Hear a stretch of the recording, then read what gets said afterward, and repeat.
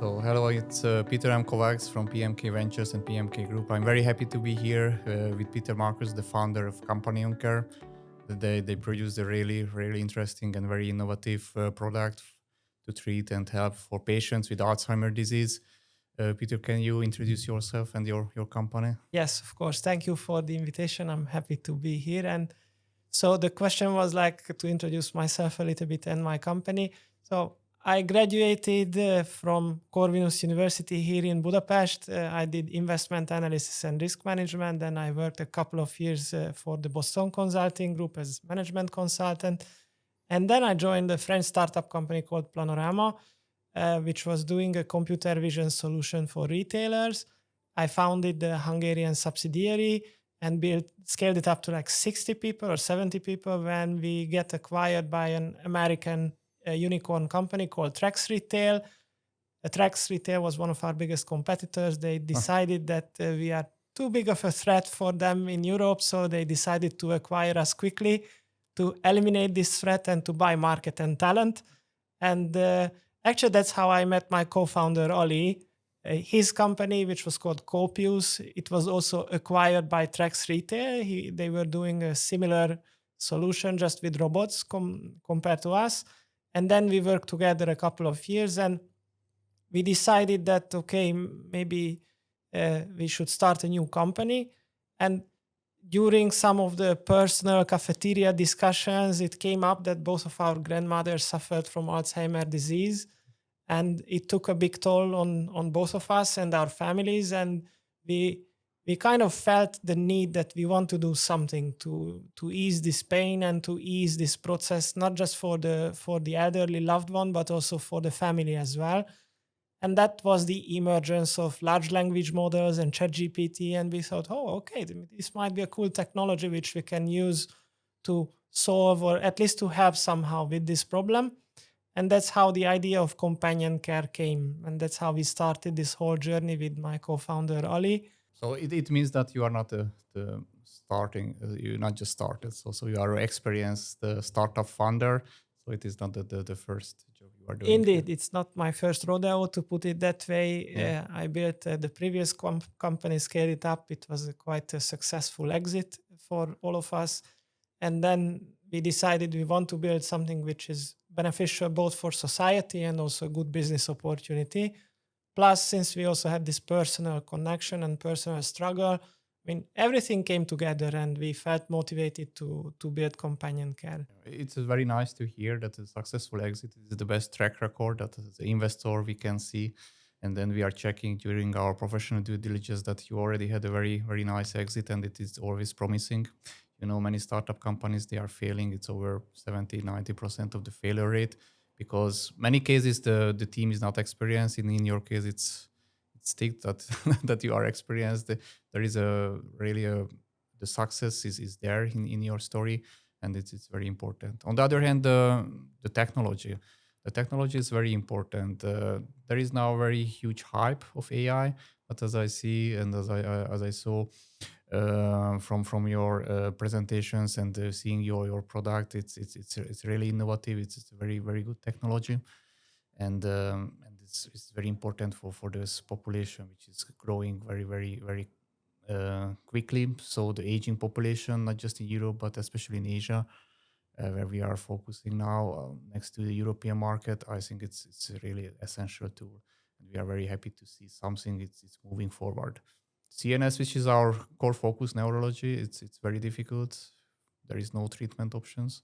So any help, any small piece of help or hope, I think it's very important in this field. So can you just tell a couple of words about the technology, how it really works, your Lilia platform? Because I think it's, in general, the idea is very interesting. And I think a lot of people never heard about this memory therapy and all this kind of stuff. Yes, I'm happy to introduce a little bit or tell a little bit more about our product and our technology. So our platform is called Lilia. Yep. And basically we try to find existing psychotherapies which are used in the traditional setting in group therapies or one-on-one therapies and try to identify some of those which we thought could be more personalized, more automated, and which we thought we can make it more accessible for a lot of people. And this is how we found reminiscence therapy, memory therapy, which is a classic form of therapy for people suffering from dementia. It's been used since the 60s very successfully, and it helps a lot to alleviate some of the mood related symptoms which is associated to Alzheimer or dementia disease. Basically, most of these people suffer from some form of or some level of depression or apathy, loneliness, social isolation, and all these aspects are kind of unfortunately worsening the condition of the patient. So the cognitive decline is faster for those patients who suffer from high level of apathy or high level of depression. And memory therapy, reminiscence therapy is a good way to alleviate these aspects of the symptoms. So we thought, okay, cool. It's for those people who don't know what's memory therapy. It's you can actually see it quite often in movies where there is like a family photo album, and next to each picture they write some of the context, that who is on the photo, where it was taken, when it was taken, what was the occasion. And then they talk about these family events or life events with the professional therapist in a group therapy or one-on-one session. And this conversation helps to activate memories from the own life of the elderly person, autobiographic memories and associated memories to certain places, to certain events like Christmas or New Year's Eve, marriage or something or like marriage or birthdays, or I don't know. I can send a photo, or I can show a photo in a book, in a photo album to my grandparents that, hey, we visited Paris and we take a look at the scenery from the Eiffel Tower and it was beautiful. And this can trigger memories from their own life, anything which is related to France, to Paris, to Eiffel Tower, to whatever. And then you can start to talk about it. And this helps both to remember things and to keep kind of the brain a little bit more active. Yeah. And more importantly, it helps with the mood related symptoms. So most of these photos, particularly in our platform, the entire concept is built around family.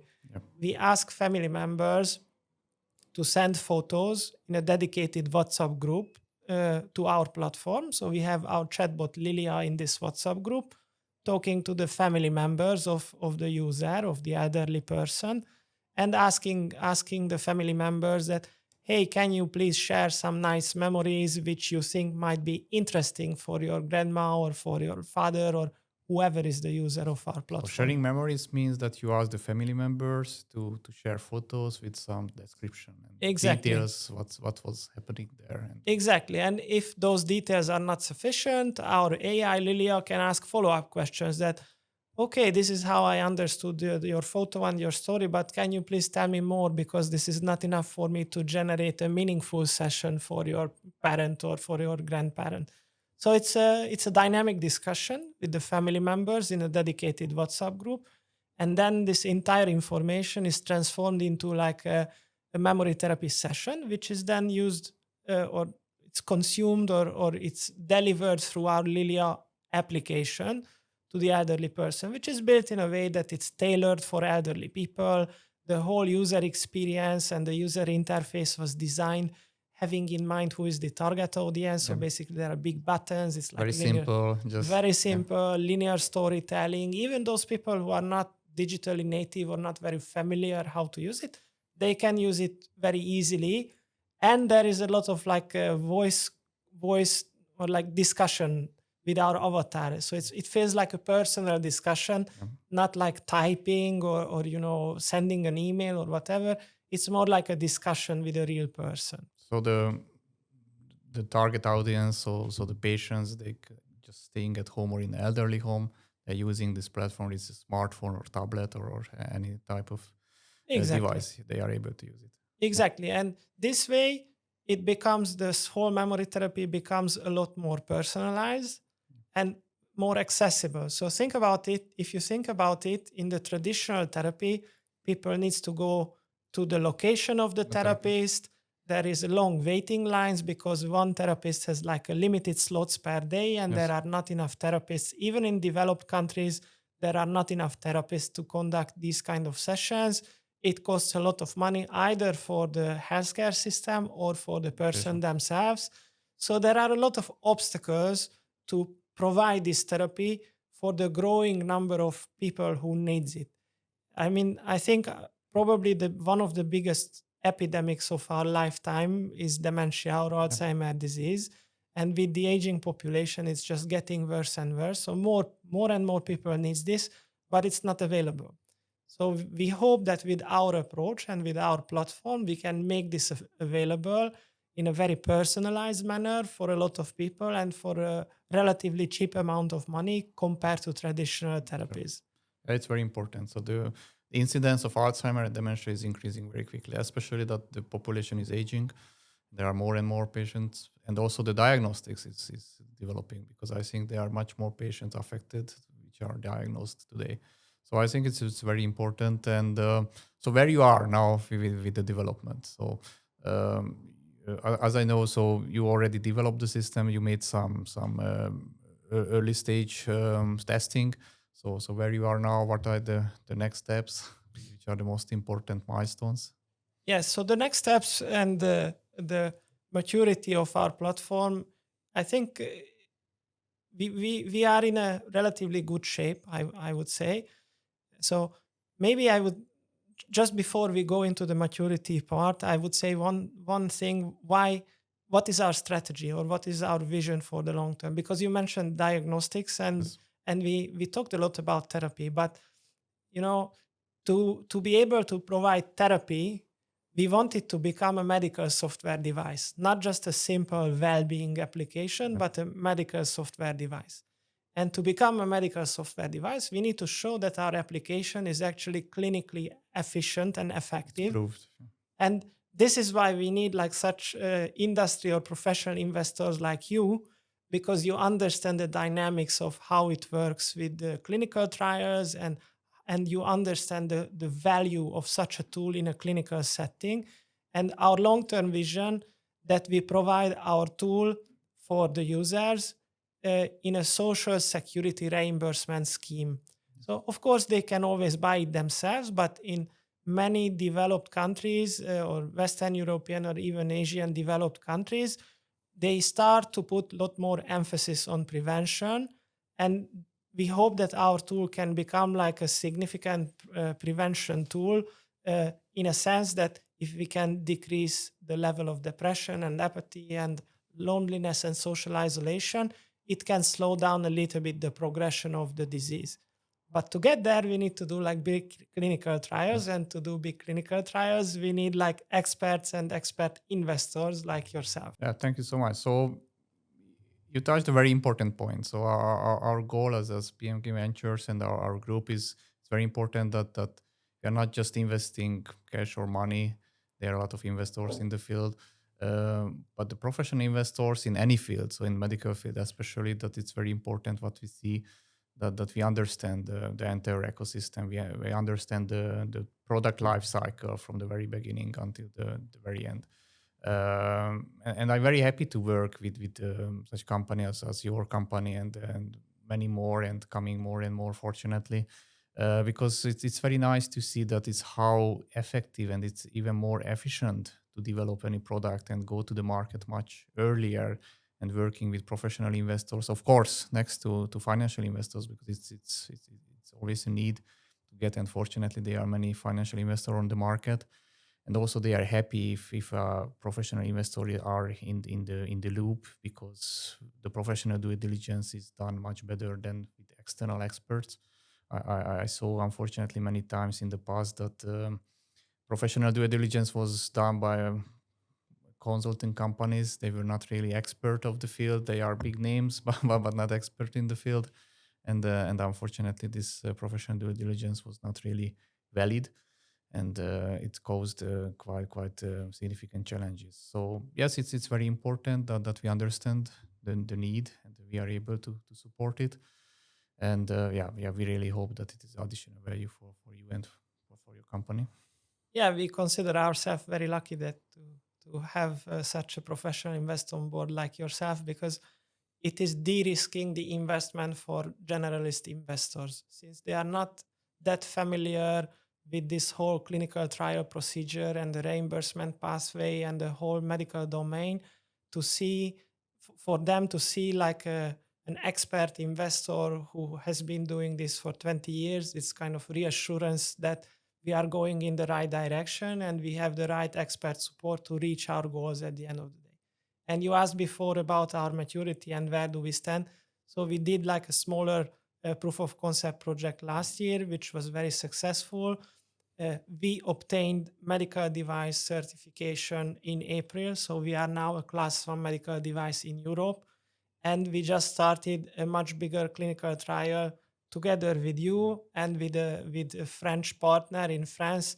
This is a much bigger scope with 100 patients in 2 different countries, 8 centers altogether, 3 in Hungary, 5 in France. We have one of the biggest university hospitals in France running this study for us. Probably we have the 2 or 3 most prominent geriatricians in France supporting our study and participating in our study actively. So I believe we are on the right track, both from a medical and from a business point of view. We managed to raise a pre-seed fund at the end of last year. We also won a government grant in France to support this study, what we are running right now. And we are starting to open our seed fundraising round soon, which hopefully will help us to cover the next 2 years and to cover an even bigger clinical trial, which can help us to get to the reimbursement scheme. By the end of 2026, we would like to achieve reimbursement status. So it's actually not the patients who needs to pay for this, or they only need to pay very little, but it's either the insurance companies or Social Security who will pay for this solution at the end of the day. Yeah. So you mentioned that the investment is a very important part, and you are expert based on your education. You are and then your previous job. So we are expert of finance and investments. What is the key challenge for the startup company in Europe, independently, that's Western European or Central Eastern European country and company? You get both legs, so you are in France and Hungary as well. What are the key challenges? What is the biggest issue nowadays to get funding? I see 2. In our case, we faced. So the question was like, what are the biggest issues? And we faced 2 major issues, I think, which is probably one of them is a bit special for our case, because this whole medical software or medical device domain, it's a bit niche, not just in Europe, but globally. I mean, that's not the mainstream of venture capital. Yeah. So many generalist venture capitalist firms, when they hear about clinical trials and medical software device and these kind of terms, they get scared that, oh my God, it's going to take forever to get the return on investment, and it's very risky, and it will cost like tens of millions of euros, and we will never benefit from it. So as soon as there is kind of this preconception that it's impossible and very difficult, and it's never going to happen, and there is no return on investment. So there is this kind of little bit negative preconception about this domain. But do you think it's a negative, or it is just unprofessional? Maybe I wouldn't say. I mean unprofessional, that it's not the companies because they are professional investors, but not knowing the profession, lacking this professional expertise. Yes, I think it's the second one. It's like not knowing the industry or not knowing this particular domain. They heard some horror stories about it, but they never actually invested in such a company. They never felt it on their own skin, how it works. So it's just a lack of experience with this industry. Sorry. And the other, but there is a small truth to it. So the small truth is that it takes longer compared to typical software as a service or business to consumer companies. For a medical software or a reimbursement pathway, that takes a little bit longer. So it requires more patience from the investor side as well. And typically investors are not too patient. they want to see the return immediately, and they want to reach like 10x or 100x in 2 years, and then they cash out and everyone is living happily ever after. In our case, it takes a bit longer, and this is why we need specialized investors like yourself or other investors who focus on medical software, because they understand the dynamics and the trajectory of such a company, that it requires a little bit longer time period to get there. But when you get there, there are benefits. Exactly. So that's why I would like to highlight that this social insurance or private insurance, they are so big buyers what you don't get in other fields. So the medical field is tough. That's why we are not so many people, both sides. Yes. On the other hand, if it works, it's a much bigger and much more stable and solid business. Yeah, so it's difficult to pass the hurdle, but when you do it, there is a lot less competition, because a lot of people get scared on day one that it's too much regulation, too much compliance, a lot of paperwork, a lot of administration. They go in a simpler direction. So when you get there, it's less competition and higher profit margins, because simply there is both the governments and the insurance companies, they spend on healthcare quite a lot. And even if it's a software, if it has like meaningful positive impact, they are willing to spend on it. And particularly if it's related to such a big disease like dementia or Alzheimer disease, it's a big proportion of the budget, both for governments and for insurance companies. I'm very happy that you choose the direction, the hard way, to go for a medical device validation and this validation studies. So first of all, we met, we could meet this way. And I'm very happy that we met last year. But also it's really true that most of the companies, they're going to the easy way, not taking this long way to validate and to make the clinical studies. Of course, it's much easier because the main cost is the clinical studies. So it's very important you can cover and manage the clinical studies from professional financial point of view. But after the completion of these clinical studies, we are just started, and hopefully we can progress very well and quickly. How do you see the next few years? So what are your plans? Yeah, so before you asked or what are the challenges in Europe about fundraising, so the specialty challenge was that us being a medical software device was one, and the other one is risk appetite. And that's a little bit related to your current question, like what are the future plans? Yes. So in Europe, the risk appetite is a little bit lower compared to the US, and the generalist VCs, they only like to invest once you have like a significant recurring revenue and you are very stable and you found product market fit mostly. And you don't really need investment because yes, you get it. At that time, you need investment to grow very quickly or to go global or whatever, but it's not really like seed or pre-seed investment. So our current challenge and our vision is about really providing enough evidence, medical evidence, that we are on a good track. And we hope with that we can raise a seed round and we can start our next phase in our vision, which is the reimbursement plus pathway, bigger clinical trial going abroad. So US is going to be a very important market after Europe. Yeah. Primarily, we start in Europe, in France, Germany, UK, Spain, like the Benelux countries, Nordics, and all these kind of countries where they put a lot more emphasis on prevention. And then in the next iteration, we're going to go to the US. And we already have in our pipeline the next phase of our development, which is the monitoring aspect of our application. So the primary purpose right now is the therapeutic aspect with this memory therapy, but we want to add a monitoring aspect. Yeah.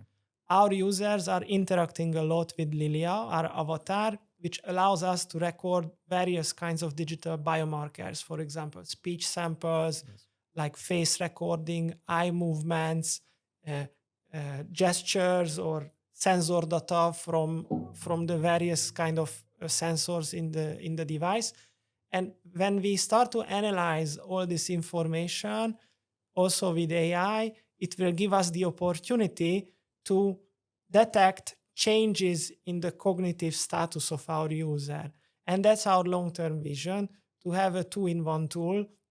On the one hand, it has a therapeutic aspect, and on the other hand, it gives also a monitoring aspect, and it can give signal to family members or to general practitioners or doctors in general that, okay, now we see some kind of changes in the cognitive Yeah. behavior of the user. It So could it's, be a positive or a negative. So yeah. improvement or decline. Yeah, but unfortunately, in most cases, it's decline Yeah. typically. But when we see a significant change from all these digital biomarkers, we can give a signal that it's time to see a doctor, and then the doctor can, determine the next steps of the intervention. They need to start to take medication. They need to do this. They need to do that. And we hope that with this monitoring aspect, it and both the therapeutic and the monitoring aspect could be a good complementary tool for pharma companies. Yeah. And that's one of our long-term goals. And we started some discussion with some major pharma companies already. Okay. I cannot name them It's okay. right now, but basically they provide drugs or medication for the memory. And what we provide is complementary in two senses. Complementary because it helps with the mood, and when we develop the monitoring aspect, it will be very valuable for these pharma companies to have real life evidence or real life data about the patients who are taking their medication, how their status is changing over time. Currently, they have very little data about this because these patients are visiting a doctor once a year or once every 6 months, but not very often. And with our tool, they can have almost daily or many times a week data or data points with the same set of analysis, same set of digital biomarkers, which will give both us and them the opportunity to do a very granular longitudinal follow-up of all these patients and measurement of the efficacy of their drugs, and just simply following up with the patients. We can later add adherence of taking the drugs as well, that we remind the users when they do the memory therapy. Our avatar reminds them to don't forget to take your medicine, for example. And we feel that there are kind of endless opportunities of where we can bring this platform in the future.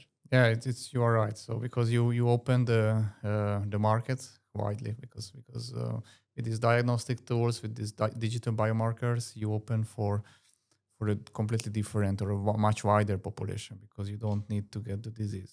You can predict it early, and you can interact early. So I think it's very important. So I can expect that in 10 years that everybody using smartphones, they are just analyzing the data, how you make a phone calls, how you type your messages, and they can analyze it, and they can predict that you will get Parkinson, you will get Alzheimer, you will get something. Just using your smartphone, you will be able to. Indeed. I think our goal with this is to create like a comfortable environment for our users, and to encourage them to talk about a subject which they like, which is family, what's going on in their family. That brings some positive emotions on the surface, and that kind of pushing away the anxiety or the stress which is caused by being tested for such a disease. So it's important. there are some digital tests already, but most people are very frustrated when they need to take it, because it's a bad feeling to be aware that I'm being tested if I have Alzheimer's disease or other kind of mental disease or not. And with our tool, it becomes like a comfortable and natural part of your life. Yes, simply. and it becomes like a seamless byproduct of using our application, that we can track and monitor like what's going on with our users, and if they have some issues which requires them to see a doctor or not. Of course, we will inform them that this is part of the platform, and they're not going to hide this fact. We are a medical software device. Everyone will know it. But the whole experience will be packaged in a way that it's not causing stress or anxiety, but it's a nice and warm feeling to talk to this avatar. It's like talking to a friend. And you get the additional benefit of some therapy and of like someone is monitoring you, that whether you need to see a doctor or not. That's very nice. Do you have any language barrier for this, or you are able to use it in any countries? You just need to adopt the language. Luckily, these large language models are working quite well in most of the languages, particularly the most common languages. So I don't think there are real barriers. It's more like a strategic decision at this point, like which languages we start with. and we decided to start with the European languages, so English, French, German, because those are the biggest and most advanced healthcare systems in Europe at the moment. And of course, English is America and the global language, so it's good to have it everywhere. And then later on, hopefully, as we can expand globally, I think it will be very easy to adapt it to various languages and to various environments. Okay. Are you thinking about the Asian market because the aging population? It's I'm talking about Japan, South Korea, Singapore. They get more and more population. So the percentage of the population above 65 years of age is the highest in Asia. And it's from if you check that from India to Australia, it is 4 billion people are living in that few countries, and the other 4 billion is living in the rest of the world. So I think it's I know this is a very challenging market, but still I think going very quickly. Definitely. Definitely, Asia is a very important target market for us as well, particularly that one of our investors is from Singapore. So I think that obviously makes it easier for us to establish our presence in that region. We need to go step by step. We are a small team. We need to be very focused and very targeted with our execution. It's an interesting saying, but it's kind of true. The idea is like 10-20%, and the execution is 80 or 90% of your success. So that's where we try to focus most of our energies to get started in one geography first, to establish ourselves both scientifically and as a product and as a business. And once we see a bit of traction, a bit of interest, then we're going to go to the next geography and then to the next geography. And we hope within 5 to 7 years, we will be one of the market leaders in this elderly population to provide various kinds of solutions. So memory therapy is first of many. Yeah. And we already started to identify more proven psychotherapies which we can adapt. We can extend our existing one with music therapy, with additional kinds of therapy methods. So basically, it's the first of many, and we hope within 5 to 7 years we will be one of the market leaders providing AI-driven therapeutic solutions and monitoring solutions for this patient population. Yeah, you summarize very well. So you are on a very good track. So you have proved science behind your product. You have the product already available, and you are just validating, going to the hard way, but the more beneficial way. So I think you are a very good track. You have a financial investors, you have a professional investors. So I think it's a very good way to go to the success. What do you need currently? Do you need anything, or you have everything now? I think we need we need two things. We need the next round of investment to keep up the momentum. That's probably the biggest thing that we need right now, and that's the most important thing that we started to prepare. And the second thing, what we need is grow the team with good talent, because we are a small team and we do have some areas which are underrepresented at the moment simply because of the lack of time. So, but these two go hand in hand. If we have a little bit more financial freedom, then we can better allocate the resources and hire more people and build a team in a more efficient way. So these two go hand in hand. And I think just one more thought about why we are going in this medical direction, because this has been challenged many times by generalist venture capital investors, that why don't we go directly to the consumers and why don't we just promote it directly? And it's a very interesting concept or idea to go directly to the consumers, but all the professional people that we talk, let it be the operator of an elderly care home, a neurologist, a psychiatrist, and anyone who is dealing with this kind of patient population, they all support our strategy that we need to become medical software device, and we need to go through trusted partners to promote and to sell our application, meaning we need to go through doctors or medical or elderly care homes or patient associations or any kind of professional people who is in between Involved. us Yeah. and the patient, Yes. who is trusted by the patient. Because most people, they try to deny that they have a problem, and family members alike, they say, oh no, come on, my mom, she doesn't have any memory issues, she's just fine. And until they hear this from a trusted professional, someone, Yeah. doctor, elderly care home nurse, elderly care home GP director, or GP, until they hear this from someone who they trust, they don't want to face this. So if we start to advertise ourselves that, hey, here is a good medical software for people suffering from early symptoms of dementia or Alzheimer's disease, people just Ignore it. don't want to click on it. They want to ignore it, probably subconsciously, because they are afraid of the disease. They are afraid that they have a problem themselves, and the family members also afraid that their loved one is having a problem. So interestingly, generalist VCs are pushing this direct to consumer direction.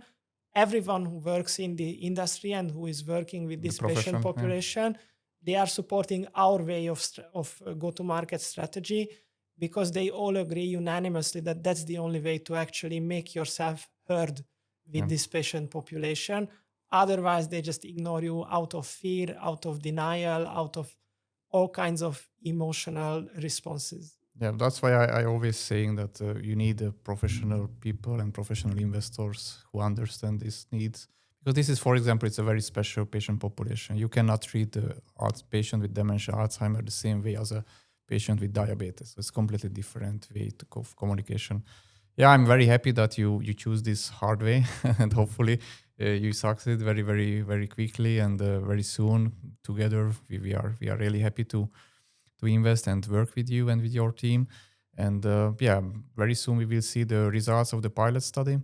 The publications will be released immediately. So we really hope that you will get the much bigger investment. So you will get this freedom and to grow the team much faster, or as fast as you wish.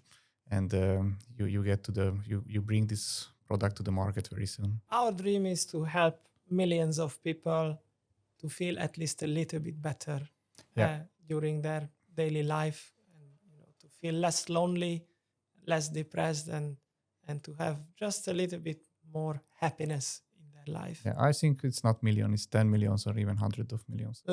I mean, I hope you speak the truth, and I hope it will come true one day, but I will be happy even with millions in a few years, and then maybe tens of millions in like 10 to 15 years.